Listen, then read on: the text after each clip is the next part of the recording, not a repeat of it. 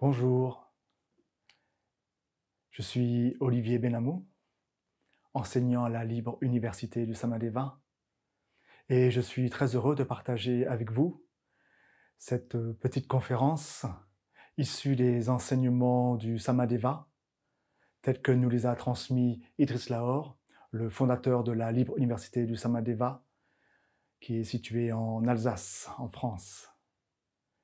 Aujourd'hui, le thème de notre partage a pour titre « La véritable réconciliation avec la vie ». Elle nous parle de la méditation. La méditation est avant tout un état d'être.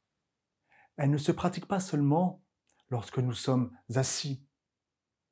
Elle est pour tous les instants, pour tous les actes de la journée. Le principe de base est toujours le même. Se concentrer au présent sur l'action que nous sommes en train de faire, en essayant d'être pleinement attentif au moindre geste. Vivre l'acte ou le geste dans son déroulement en étant réellement présent à ce qu'on fait. Les maîtres zen ont pour l'habitude de répondre à la question de ce qu'est l'état méditatif. Ils disent « Quand je mange, je mange. Quand je marche, je marche. Quand je bois, je bois. Quand je lis, je lis. » Voyez-vous, l'état méditatif est avant tout une attitude de sagesse qui reconnaît que la seule véritable satisfaction que l'être humain puisse connaître est dans le présent. Mais à condition qu'il veuille vraiment le vivre pleinement, ce présent. L'aspect le plus humain d'un chemin spirituel authentique est certainement celui d'apprendre à être heureux, satisfait, ici et maintenant.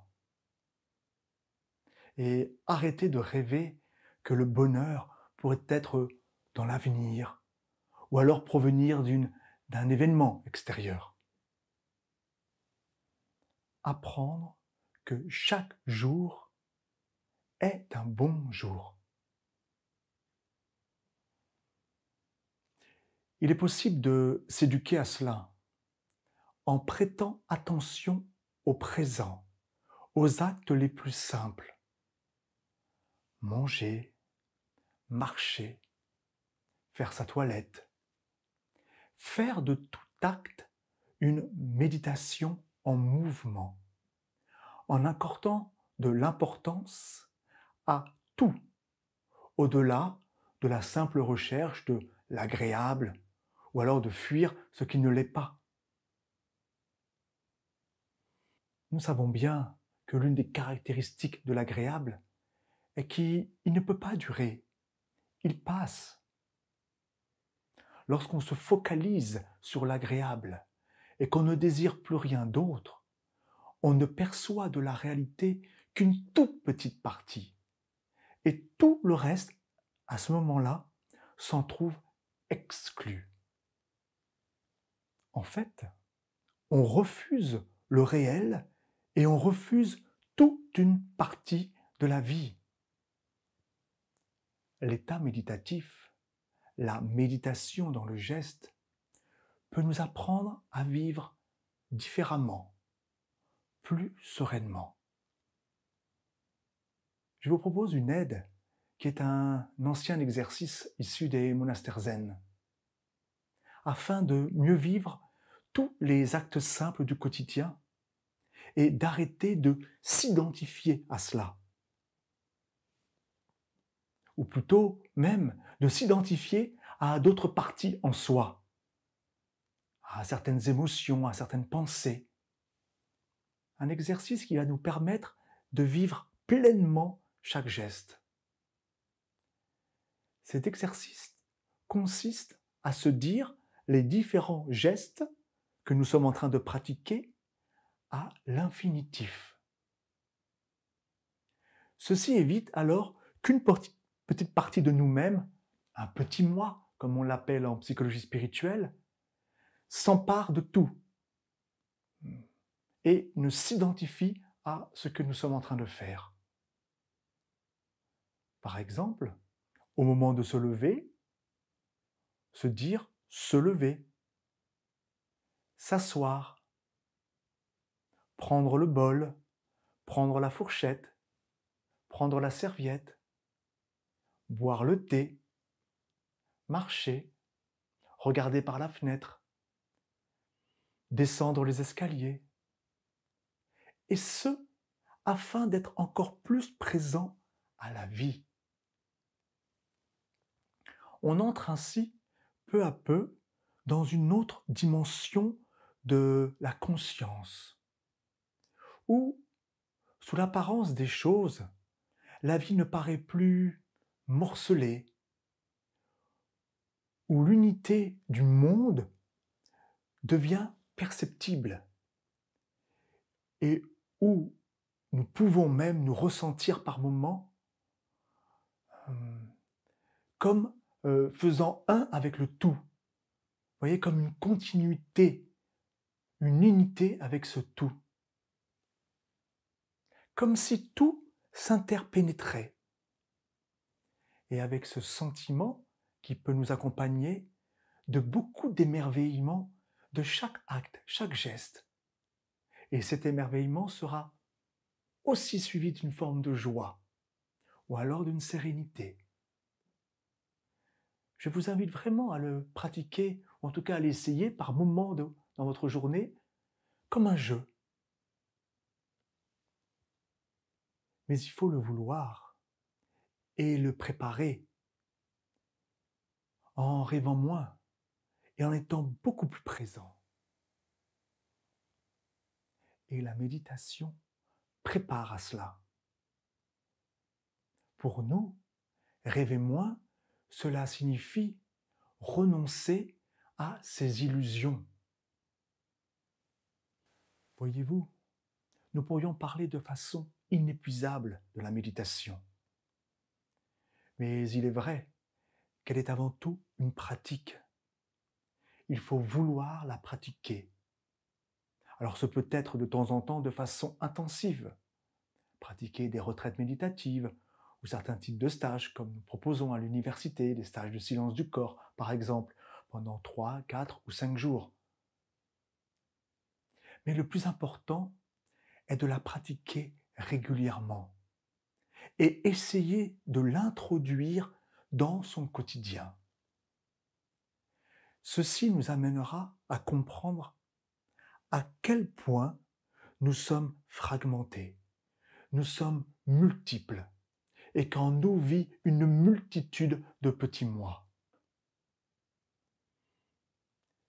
Ces moi, ce sont ceux de notre vie sociale, ce sont les attitudes et les comportements, l'image que nous voulons renvoyer aux autres, mais aussi l'image que les autres attendent de nous. Voyez-vous tous ces masques qui veulent nous voir prendre ou que nous désirons montrer. Le véritable chemin, la véritable connaissance de soi, ou tout simplement la paix intérieure, demande de renoncer à tous ces multiples petits personnages que nous jouons, à tous ces rôles sociaux qui constituent tout ce que nous appelons nos moi superficiels, ou encore nos fausses personnalités. Et grâce à la méditation et par l'attention aux gestes simples, tous ces petits rôles finissent par perdre leur consistance et finissent par disparaître les uns après les autres. Ou bien, lorsque dans le cadre social ou professionnel, il est absolument nécessaire de jouer ce rôle, simplement se rappeler qu'on joue ce rôle et qu'on arrête de se prendre pour ce rôle, qu'on ne s'identifie plus à ce rôle que nous jouons. Voyez-vous, l'état de l'être éveillé est d'avoir reconnu son véritable moi. Et ce, au-delà de tous ces petits personnages, de tous ces petits rôles dont la société nous affuble et que nous avons bien accepté de jouer.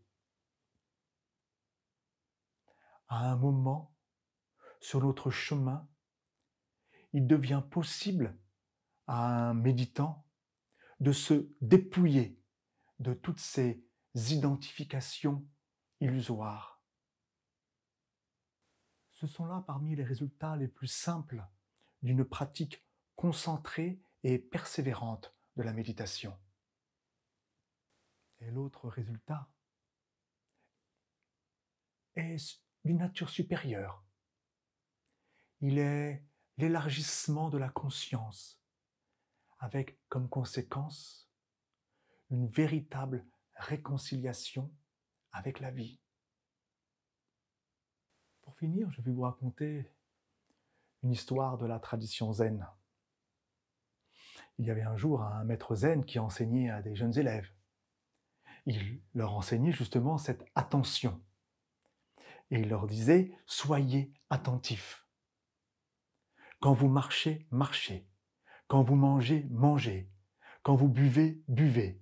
Quand vous dormez, dormez. » Alors les jeunes moines écoutaient le maître, s'étaient dit « D'accord, nous allons pratiquer cela. » Et le maître les invite à pratiquer cet exercice toute la journée.